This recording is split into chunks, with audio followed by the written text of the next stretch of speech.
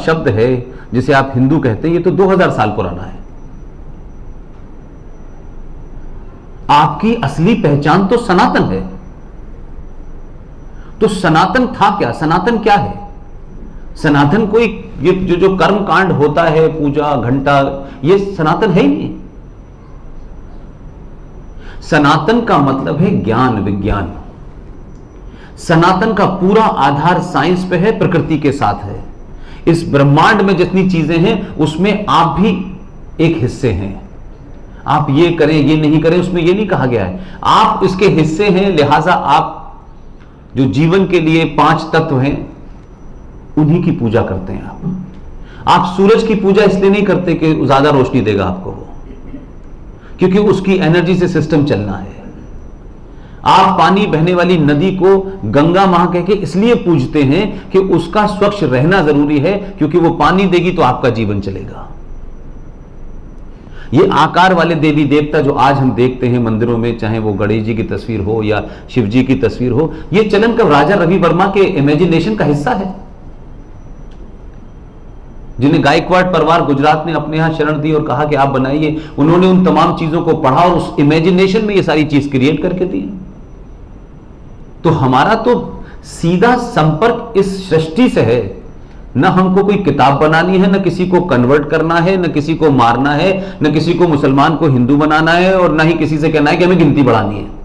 यह चिंता तो आपको कभी नहीं रही। ये जिनकी चिंता है उनको दुबला होने दीजिए इस चिंता में। आप अपनी चिंता हम इतनी ही कर लें कि हम एक बार कोशिश तो करें कि हम सनातनी की तरफ बन जाएं। उसका 5% भी अगर आप सनातन की तरफ लौटे तो यकीन मानिए, उसको लाइटर नोट में मैं कहता हूं, जिस दिन भी ये देश का 5% पॉपुलेशन सनातन की तरफ चली गई, 2019 500 साल तक पैदा होता रहेगा। इसलिए आप पहले जिस चीज का दावा कर रहे हैं उसमें आप कम से कम 100 नहीं 50% तो हो जाएं। हम हैं नहीं, दूसरे से कह रहे हैं हमारी तरह हो जाओ। हमारा ना कोई कन्विक्शन है, ना हमारा कोई कमिटमेंट है। हम एक चौराहे से दूसरे चौराहे पे एक दूसरे देवता को गाली देते हैं, तीसरे देवता को गाली देते हैं। हम अपने ही अंदर समाज के लोगों के साथ एक साथ नहीं खड़े हुए, लेकिन जो चले गए हैं उनको लाने की हमें चिंता है। जो अभी भी आप ही के तरह त्योहार मनाता है, आप ही की तरह मंदिर में जाता है, कोई दूसरे मंदिर में जा रहा है, कोई तीसरे मंदिर में जा रहा है, कम से कम उनका एक बार हाथ तो पकड़ लीजिए, उस चेन को मजबूत कर लीजिए, बाकी अपने आप लोग आ जाएंगे। जब आप ताकतवर होंगे, जब आपके अंदर यूनिटी होगी, तो दुनिया हमेशा ताकतवर की तरफ आती है। कितने लोग हैं इस देश में जो पढ़ाई करके अफगानिस्तान जाते हैं? सभी अमेरिका जाना चाहते हैं ना, एक ताकतवर देश है। कौन जाता है पाकिस्तान? हम जैसे बेवकूफ लोग ही जाते हैं। तो मेरा कहना यह है कि इसी तरीके से यह फैसला जब सुप्रीम कोर्ट ने दिया, तब भी इस देश के मेजॉरिटी को नहीं पता। आज भी हम मस्जिद को एक धार्मिक स्थल मानते हैं। इस्लाम में मस्जिद होली शराइन नहीं है, एक जगह खड़े होकर नमाज पढ़ने की है। वहां न अल्लाह की स्थापना हुई है और न कुरान शरीफ रखा हुआ है। लिहाजा वो मंदिर का कंटेम्परेरी नहीं हो सकता। पॉलिटिकली तो सूट करता है लोगों को, दुकान इनकी भी चलाओ, इनकी भी चलाओ, इनकी भी चलाओ, लेकिन यथार्थ में ऐसा नहीं है। इसी तरीके से एक झूठ और आपके सामने खुलेगा जल्दी, उस पर हम लोग काम कर रहे हैं। ये जो कब्रें हैं ये इस्लाम का हिस्सा नहीं है। ये जो कब्र का कंसेप्ट है ना, ये इस्लाम में हराम है। आप उसको मजार कह लीजिए, लेकिन भारत में इस्लाम के नाम पर जितना डराया गया है, जितना उसका पॉलिटिकल इस्तेमाल किया गया है, उतना तो मक्का मदीना के लोगों ने नहीं किया। कि यहां जिस इस्लाम के बारे में बताया जाता है वो पॉलिटिकली सूट करता है, उससे पॉलिटिकल ताकत मजबूत होती है। उसकी वजह से होता क्या है कि आपने 150 साल तक मुकदमा लड़ा,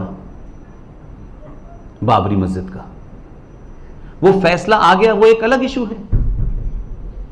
लेकिन इस देश में छोटे भाई का पजामा बड़े भाई का कुर्ता पहने बहुत सारे मौलवी मिलेंगे आपको। उनसे जब रोक के आप पूछेंगे तो उनके पास जवाब नहीं है। लेकिन हमने पूछा नहीं और उन्होंने बताया नहीं, तो वो हर छोटी छोटी बात पे कहते हैं ये हमारे मजहब के खिलाफ है। अजीब और गरीब बात यह है कि बॉम्बे हाई कोर्ट में आपके बंगाल के एक बहुत मशहूर एक्टर जो अब नहीं हैं, जॉय मुखर्जी साहब का नाम, उनकी अहलिया यानी उनकी वाइफ जीवित हैं। उन्होंने एक पीआईएल डाली बॉम्बे हाई कोर्ट में और ये कहा कि ये जो 5 वक्त की अजान होती है, जिस वक्त ये सुबह फजर की नमाज होती है, उसे फजर की नमाज कहते हैं, जो सुबह सुबह 4:30 बजे होती है, जिस वक्त ये अजान होती है उस समय बहुत सारे बच्चे कॉल सेंटर से लौट के आते हैं और उनकी नींद खराब हो जाती है। जस्टिस तहलियानी की कोर्ट में 3 घंटे तक सुनवाई हुई। जस्टिस तहलियानी ने, बॉम्बे हाई कोर्ट ने यह फैसला दिया कि मंदिर, मस्जिद, गुरुद्वारे से लाउड स्पीकर से अजान नहीं दी जाएगी। आप यकीन मानिए, अज्ञानता का लेवल यह था कि जो मौलवी साहब अपीयर हुए, उन्होंने कहा अजान हम माइक पे देंगे क्योंकि ये इस्लाम का हिस्सा है।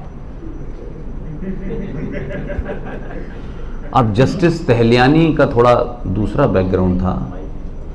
मैडम के वकील ने कहा 1400 साल पहले माइक नहीं था, माइक अभी आया है। तो अल्लाह ने पहले से देख लिया था कि माइक आने वाला है। तो मैं ये बात इसलिए कह रहा हूं कि वो फैसला हो गया, फैसला अनाउंस तो कर दिया कोर्ट ने। जो कोर्ट दिल्ली में बहुत एक्टिव है अयप्पा को लेकर के मनवाना है, वही नीलम मुखर्जी, जॉय मुखर्जी की वाइफ, जहां रहती है उस थाने में गई और कहा कि ये ऑर्डर है बॉम्बे हाई कोर्ट का, ये अजान अभी तक बंद नहीं हुई है। उसमें गुरुद्वारों ने, मंदिरों में तो वैसे भी सुबह सुबह पंडित जी उठते नहीं है तो कुछ होता भी नहीं है, वो तो आराम से उठते हैं, तो वहाँ कोई तो टेंशन था नहीं।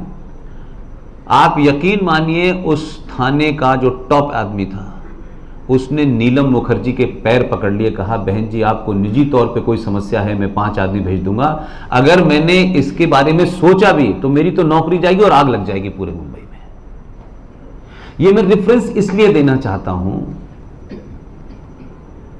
सत्ताओं ने जो किया वो तो किया है। इस गलत तरीके ने, इस सूडो अल्लाह का जिसे कहते हैं इस्लाम और मुल्ला का इस्लाम, इस मुल्ला के इस्लाम ने इस देश की व्यवस्थाओं को इतना अंदर तक डरा रखा है कि वो अपना फैसला इंप्लीमेंट नहीं करा सकते हैं। राम मंदिर का फैसला एक अलग इशू है, वो आपने लीगल उस पर जीता है, लेकिन जगह जगह ये फैसले लागू नहीं करवा पा रहे हैं। जो कोर्ट के फैसले हैं वो आरएसएस बीजेपी हेडक्वार्टर में नहीं हो रहे फैसले, लेकिन नहीं हो रहे। ऐसे में आप ये उम्मीद करें कि आप एक आदर्श समाज में रह रहे हैं, आपके अंदर 5000 साल का सनातन का डीएनए है और आप उसी उसमें हैं, लेकिन ये समाज इस वक्त नॉर्मल नहीं है। ये भीड़ तंत्र से चल रहा है, जिसकी भीड़ होगी वही सत्ता पे बैठेगा और फिर मनमाना फैसला कराएगा। तो उसको तो आपने बटन दबा के रोक दिया। लेकिन आज भी हाल यह है, आप तो उस सूबे में रह रहे हैं जहां भीड़ कुछ भी कर देती है,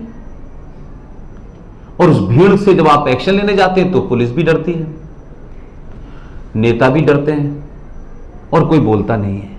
यानी इस मुल्क में यह तथाकथित जो शब्द 1976 की रात को आपके संविधान में डाला गया, जिस पे कभी चर्चा नहीं हुई। वैसे जीएसटी बिल को डालने के लिए इस देश में इतनी चर्चा चल रही थी।